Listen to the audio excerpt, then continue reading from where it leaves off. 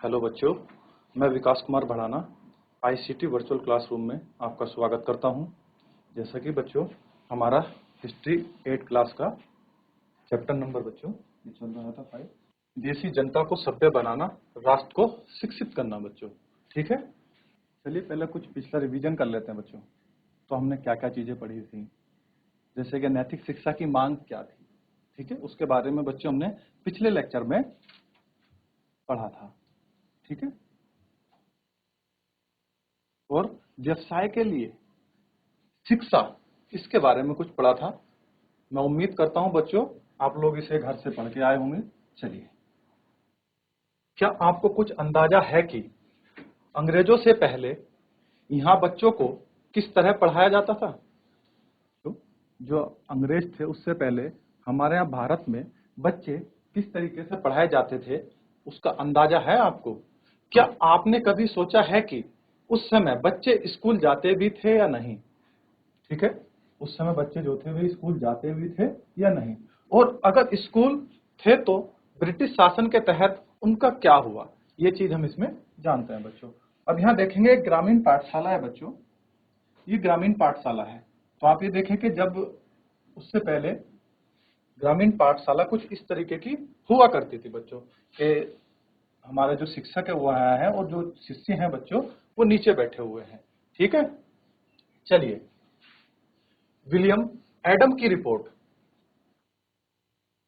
1830 के दशक में स्कॉटलैंड में आई ईसाई प्रचारक विलियम एडम ने बंगाल और बिहार के जिलों पर दौरा किया। जो बच्चे स्कॉटलैंड के एक ईसाई प्रचारक विलियम एडम बंगाल में और बिहार के जिलों का दौरा करते हैं। ठीक है, ईसाई प्रचारक थे। कंपनी ने उन्हें देसी स्कूलों में शिक्षा की प्रगति पर रिपोर्ट तैयार करने का जिम्मा सौंपा। यानी जो हमारे कंपनी थी, जो ईस्ट इंडिया कंपनी थी, उसने क्या करा कि इनको एक जिम्मेदारी दी कि आप क्या करो, जो देसी स्कूली शिक्षा की प्रगति पर एक रिपोर्ट तैयार करो। ठीक है, एडम ने जो रिपोर्ट तैयार की वह दिलचस्प थी। ठीक है, जो रिपोर्ट तैयार करी वो क्या थी बच्चों? दिलचस्प थी। एडम ने पाया कि बंगाल और बिहार में 1 लाख से ज्यादा पाठशालाएं हैं। यानी उन्होंने देखा कि जो बंगाल और बिहार वाला क्षेत्र है हमारा बच्चों, उसमें क्या है, 1 लाख से ज्यादा पाठशालाएं, यानी 1 लाख से ज्यादा क्या है बच्चों, यहाँ स्कूल थे। ठीक है, ये बहुत छोटे छोटे केंद्र थे जिनमें आमतौर पर क्या थे बच्चों, जो ये 1 लाख जो हमारी पाठशालाएं थी, छोटे छोटे केंद्र थे। आमतौर पर 20 से ज्यादा विद्यार्थी नहीं होते थे। यानी कितने विद्यार्थी एक पाठशाला में पढ़ते थे बच्चों? आमतौर पर 20। ठीक है बच्चों, 20 से ज्यादा नहीं होते थे। फिर भी इन पाठशालाओं में पढ़ने वाले बच्चों की कुल संख्या काफी बड़ी, यानी 20 लाख से भी ज्यादा थी। यानी जो इन पाठशालाओं में बच्चे पढ़ते थे बच्चे, उनकी कुल संख्या कितनी थी? काफी बड़ी, यानी कितनी थी? 20 लाख से भी ज्यादा थी। ये पाठशालाएं संपन्न लोगों या स्थानीय समुदाय द्वारा चलाई जाती थी। जो ये पाठशालाएं थी बच्चे, वो जो संपन्न लोग थे, यानी जो पढ़ाने में संपन्न थे, बच्चों को ज्ञान देने के लिए जो पूर्ण रूप से संपन्न थे बच्चे, वे इन क्या करते थे, पाठशालाओं को चलाते थे, या स्थानीय समुदाय द्वारा चलाई जाती थी। जो स्थानीय समुदाय है, जो वहां के रहने वाले लोग हैं, जो स्थानीय वहां का समुदाय है, उसके द्वारा ये चलाई जाती थी। कई पाठशालाएं स्वयं गुरु द्वारा ही प्रारंभ बेटे की गई थी। यानी जो गुरु हैं उन्हीं के द्वारा पाठशालाएं शुरू की गई थी। ठीक है, शिक्षा का तरीका काफी लचीला था। यानी जो उनका शिक्षा का तरीका था पढ़ाने का बच्चों, वो काफी लचीला था। आज आप जिन चीजों की स्कूल से उम्मीद करते हैं, यानी हम आजकल के बच्चे हैं, जो स्कूल है बच्चों, उनमें जिस चीज की हम उम्मीद करते थे, उनमें से कुछ चीजें उस समय पाठशाला में मौजूद भी नहीं थी बच्चे। जो उस समय पाठशालाएं थी, जैसे आज की डेट में आधुनिक पाठशालाएं हैं बच्चों, ठीक है, वैसी उस समय के दौर में बच्चों नहीं थी पाठशालाएं। ठीक है, बच्चों की काफी फीस निश्चित नहीं थी। यानी बच्चों की जो फीस थी बच्चों, वो निश्चित नहीं थी। छपी हुई किताबें नहीं होती थी। यानी जो बच्चों की बुक्स हैं बच्चों, वो भी छपी हुई नहीं होती थी। जो हमारे गुरुजन होते थे वो ही हमको पढ़ाते थे। ठीक है, पाठशाला की इमारत अलग से नहीं बनाई जाती थी। यानी जो पाठशाला है उसकी कोई भी बिल्डिंग हमारी अलग से नहीं बनाई जाती थी। ठीक है। बेंच और कुर्सियां नहीं होती थी, ब्लैक बोर्ड नहीं होते थे, अलग से कक्षाएं लेने, बच्चों की हाजिरी लेने का कोई इंतजाम नहीं होता था। यानी बच्चों की हाजिरी अटेंडेंस लेने का भी बच्चों को इंतजाम नहीं होता था। सालाना इम्तिहान और नियमित समय सारणी जैसी कोई व्यवस्था नहीं थी। यानी जैसे हमारे यहाँ सालाना इम्तिहान होते, जैसे एनुअल एग्जाम होते हैं बच्चों, वैसा कोई भी उस टाइम पे प्रावधान नहीं था या नियमित समय सारणी नहीं थी। जैसे कि हमारा समय से लेक्चर, जैसे हमारी समय से क्लास चलती है कि इस समय ये क्लास है, उस समय ये क्लास है, ऐसी कोई भी बच्चों व्यवस्था उस समय नहीं थी। कुछ पाठशालाएं बरगद की छांव में चलती थी। यानी एक बेटे बरगद का पेड़ होता था, जो कुछ लोग थे, जैसे कुछ समुदाय थे या कुछ जो सक्षम व्यक्ति थे, वो क्या करते थे, बरगद के पेड़ के नीचे अपनी पाठशालाएं चलाते थे बच्चों। ठीक है।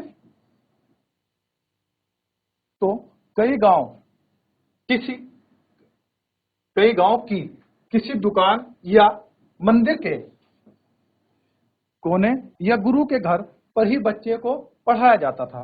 यानी कई गांव में तो ऐसा होता था बच्चों, जैसे कि मंदिर हो गया, ठीक है, या दुकान हो गई, उनके कोनों में बच्चों को पढ़ाया जाता था, या गुरु अपने ही घर पर बच्चों को पढ़ाते थे। ठीक है। बच्चों की फीस उनके माँ बाप की आमदनी से तय होती थी। यानी बच्चों की जो फीस है बच्चों, वो उस टाइम उनके जो पेरेंट्स हैं, जो उनके माँ बाप हैं, उनकी आमदनी क्या है उसके अकॉर्डिंग बच्चों तय होती थी। ठीक है। अमीरों को ज्यादा और गरीबों को कम फीस देनी पड़ती थी बच्चों। शिक्षा मौखिक होती थी, और क्या पढ़ना है, जो शिक्षा होती थी बच्चों वो मौखिक होती थी। मौखिक का मतलब है बच्चों बोलकर पढ़ाया जाता था। ठीक है। लिखित परीक्षा नहीं होती थी।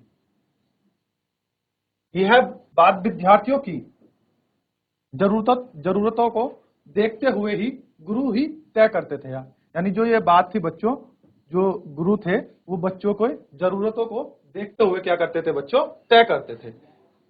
विद्यार्थियों को अलग कक्षाओं में नहीं बिठाया जाता था। यानी विद्यार्थी जो थे बच्चों वो अलग अलग कक्षाओं में नहीं बैठते थे, सब एक जगह बैठ करके पढ़ते थे। ठीक है। सभी जगह एक साथ बैठे थे, अलग अलग स्तर के विद्यार्थियों के साथ। जो अलग अलग स्तर, जैसे आजकल बच्चे, आप स्तर को एक प्रकार से समझ सकते हैं, जैसे कि आज कक्षाएं हैं, जैसे सेकंड हो गई, सिक्स हो गई, फिफ्थ हो गई, ये सब क्या है बोले, अलग अलग स्तर की कक्षाएं हैं। तो पहले क्या था, एक साथ बैठते थे सब बच्चे, एक अलग अलग स्तर के बच्चे जो थे वो सब एक साथ बैठ के करते थे। ठीक है। और गुरु अलग से बात कर लेते थे। यानी एक साथ बैठते थे और अलग स्तर के विद्यार्थियों के साथ जो थे गुरु बच्चे वो अलग से बात कर लेते थे। एडम ने पाया कि लचीली प्रणाली स्थानीय आवश्यकताओं के लिए काफी अनुकूल है। जो बच्चे ये लचीली प्रणाली है, ये स्थानीय जो आवश्यकताएं हैं काफी अनुकूल है बच्चे, उनके लिए जो है ये काफी अनुकूल है। उदाहरण के लिए फसलों की कटाई के समय, जैसे फसलों की कटाई होती है बच्चों, जो कक्षाएं हैं वह बंद हो जाती थी। यानी क्या होती थी उस टाइम, कक्षाएं बंद होती थी, क्योंकि उस समय गांव के बच्चे प्राय खेतों में काम करने चले जाते थे। क्योंकि उस समय क्या थे, बच्चे जो है वो खेतों में काम के लिए चले जाते थे। कटाई और अनाज निकाले जाने के बाद पाठशाला दोबारा शुरू हो जाती थी। यानी जब बच्चे कटाई और अनाज निकल जाता था, यानी जब हमारी फसल कट के और उसको घा करके जब बच्चों हम घर ले जाते थे, उसके बाद क्या होती थी, जब काम खत्म हो जाता तो हमारी पाठशालाएं दोबारा शुरू हो जाती थी। इसका परिणाम यह था कि साधारण कष्टकारों के बच्चे भी पढ़ाई कर सकते थे। यानी इसका परिमाण था बच्चों, वो ये था कि साधारण जो कष्टकार थे उनके बच्चे भी क्या थे बच्चों, पढ़ाई कर सकते थे। ठीक है। बच्चों आप इसको एक बार देखो, कोई चीज समझ ना आए तो आप पूछ सकते हैं।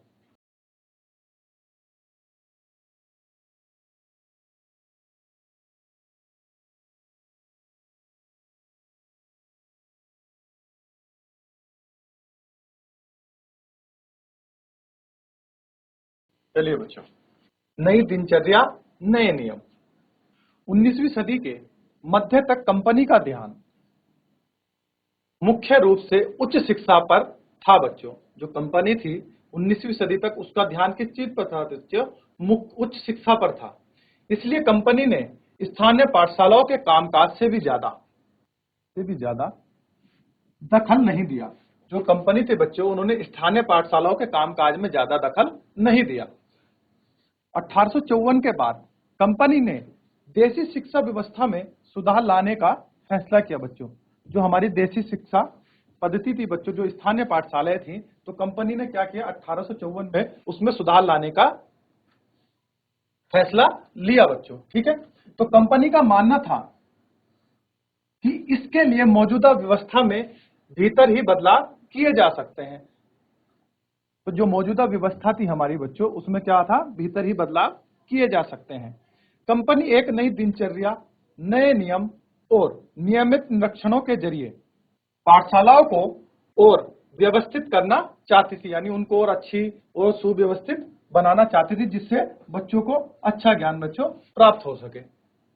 इसलिए क्या किया जा सकता था?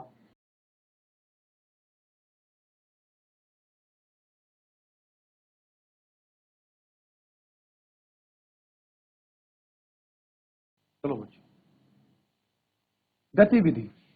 कल्पना कीजिए कि आप 1850 के दशक में एक गरीब परिवार में पैदा हुए। अब बताइए कि सरकार द्वारा नियमित पाठशालाओं पर आपकी क्या राय है? बच्चों आप इसके बारे में बताएंगे, ठीक है? क्या आपको मालूम है कि प्राथमिक स्कूलों में दाखिला लेने वाले बच्चों में से लगभग 50% बच्चे 13 से 14 साल की उम्र तक पहुंचते पहुंचते स्कूल छोड़ चुके होते थे? क्या आप बता सकते हैं कि इस स्थिति के क्या कारण है बच्चों? आप इस चीज को बताएंगे फिर, ठीक है?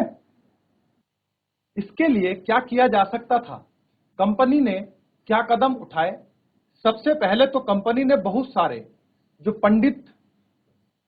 पंडितों को सरकारी नौकरी पर रख लिया। जो पंडित लोग थे बच्चे, कंपनी ने सबसे पहले क्या करा, उनको सरकारी नौकरी पर रख लिया।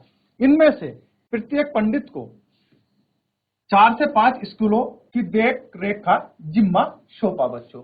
यानी जो एक पंडित था वो क्या था कि 4 या 5 स्कूलों की जिम्मेदारी को देखता था या उसको सौंप दी थी बच्चों। पंडितों का काम पाठशालाओं का दौरा करना और वहां अध्यापन की स्थिति में सुधार लाना था। जो पंडित लोग थे बच्चों वो पाठशालाओं का दौरा करते थे और वहां की अध्यापन की स्थितियों में क्या था बच्चों, सुधार लाना था।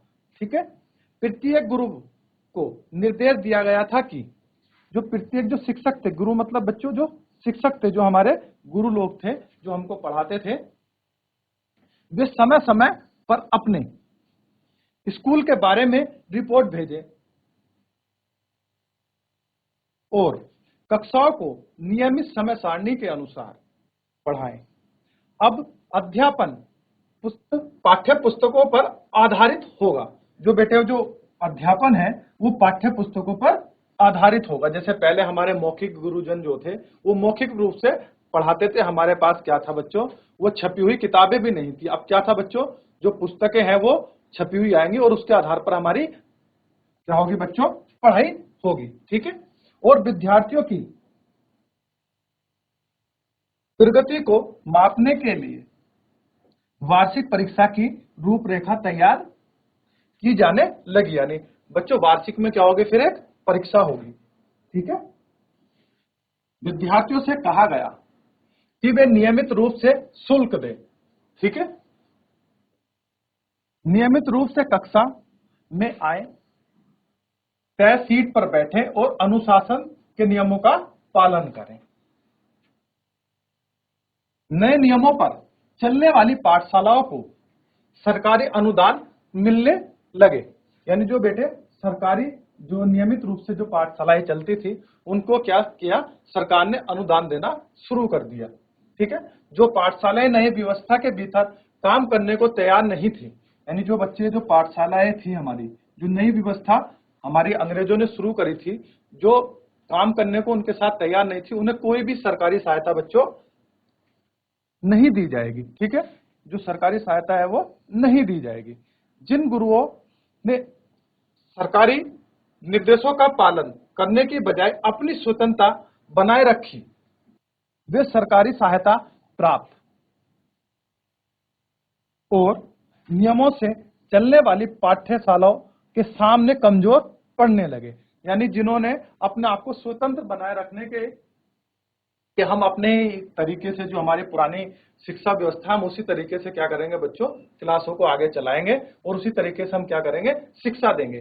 तो क्या हुआ, जो सरकारी सहायता से प्राप्त चलने वाली जो पाठशालाएं थी, वे उनके सामने क्या होने लगी बच्चों, जो पुरानी पाठशालाएं थी वे कमजोर पड़ने लगी। ठीक है।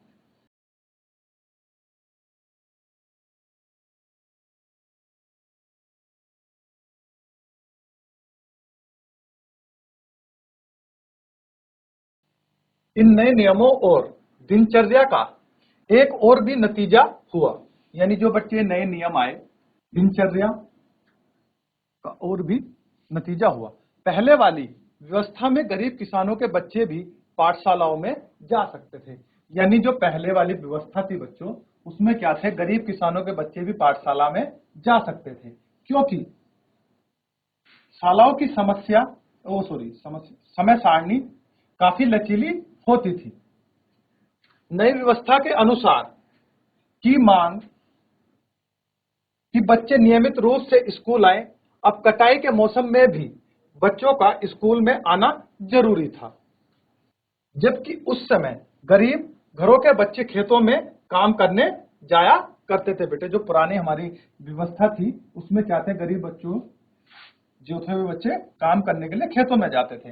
अगर कोई बच्चा स्कूल नहीं आ पाता था तो उसे इस अनुशासनहीनता माना जाता था। यानी बच्चा पढ़ा लिखा नहीं, पढ़ना लिखना ही नहीं चाहता है। यानी जो बच्चा बच्चों स्कूल में नहीं आता था उसको क्या करते थे ये, कि अनुशासनहीनता मानते थे उसको, कि ये जो अनुशासन है उसके हीनता है, यानी उसको नहीं मानता है, तो बच्चा पढ़ना लिखने ही नहीं चाहता है। यानी उससे ये मान लेते थे कि बच्चा पढ़ना लिखना ही नहीं चाहता है। राष्ट्रीय शिक्षा की कार्यसूची। केवल अंग्रेज अफसर ही भारत में शिक्षा के बारे में नहीं सोच रहे थे। यानी केवल अंग्रेज ही नहीं बच्चे जो शिक्षा के बारे में सोच रहे थे। 19वीं सदी की शुरुआत, जो 19वीं सदी की शुरुआत से ही भारत के विभिन्न भागों में बहुत सारे विचारक शिक्षा के व्यापक प्रसार की जरूरत पर जोर देने लगे थे। यानी जो हमारे विचारक लोग आते थे वो क्या करते थे बच्चों, शिक्षा पर जोर देने लगे थे। यूरोप में आ रहे बदलावों से प्रभावित कुछ भारतीयों का मानना था, यानी जो यूरोप में बच्चे बदलाव आ रहे थे से प्रभावित कुछ भारतीयों का मानना था कि पश्चिमी शिक्षा भारत का आधुनिकीकरण कर सकती है। यानी जो पश्चिमी शिक्षा है बच्चों, वो क्या भारत का आधुनिकीकरण कर सकती है। उन्होंने अंग्रेजों से आह्वान किया कि, यानी उन्होंने अंग्रेजों से कहा, आह्वान मतलब बच्चे कहना, यानी उनसे कुछ बातें कहना या उनको बुलाना। आह्वान का मतलब एक बुलाना भी होता है बच्चों। कि वे नए स्कूल, कॉलेज और विश्वविद्यालय खोले। यानी नए स्कूल, कॉलेज और विश्वविद्यालय बच्चों खोले। शिक्षा पर ज्यादा पैसा खर्च करें। यानी क्या करें कि वो शिक्षा पर ज्यादा पैसा खर्च करें। इस दिशा में कुछ प्रयासों के बारे में आप अध्याय 8 में पढ़ेंगे। यानी आप क्या पढ़ेंगे बच्चे, जो इस प्रयासों के बारे में आप कुछ, जो हमारा चैप्टर नंबर 8 है उसमें पढ़ेंगे। परंतु बहुत सारे भारतीय पश्चिमी शिक्षा के विरुद्ध थे। यानी जो बहुत सारे भारतीय थे वो क्या थे, पश्चिमी शिक्षा के क्या थे बच्चों, विरुद्ध थे। महात्मा गांधी और रविंद्रनाथ टैगोर इस तरह के लोगों में से थे। यानी जो महात्मा गांधी हैं और जो रविंद्रनाथ टैगोर थे वो क्या थे बच्चों, इस तरह के लोगों में से थे जो इसके विरुद्ध थे बच्चों। ठीक है, आइए देखें कि उनका क्या कहना था। किनका बच्चों, महात्मा गांधी और रविंद्रनाथ टैगोर जी का।